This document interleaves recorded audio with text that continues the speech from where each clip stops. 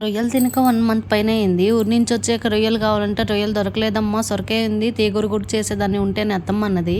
ఇంకా వేరే అంకుల్ చూసి రొయ్యలు ఉన్నాయని చెప్పేసరికి మా ఆయన వెళ్ళి రొయ్యలు తెచ్చారు. కాకపోతే ఈ పెద్ద రొయ్యలు మా మావయ్య నా వీడియోకి చూపించాలని తెగ కష్టపడుతున్నాను. నేను దాని చుట్టూ తిరుగుతూ దాని కళ్ళు కనిపించాలని వీడియో తీస్తున్నాను.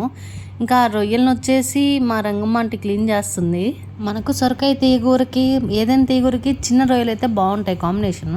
ఈ రొయ్యలు సగం తలకాయ పోతుంది, తీసుకుని 2 కిలో అయితే వచ్చింది, అరకిలో అన్నట్టుగా ఉంది ఈ రొయ్యలు.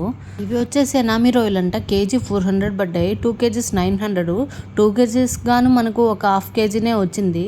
దాని తర్వాత ఇంకా మార్నింగ్ టిఫిన్ కింద పొంగల్ అయితే తినేసాను. ఇంకా ఆఫ్టర్నూన్ లంచ్ వచ్చేసి వైట్ రైస్, ఫిష్ కర్రీ అంటే పక్కకు రసం ఉండాల్సిందే, రసం పెట్టేశారు అత్తమ్మ.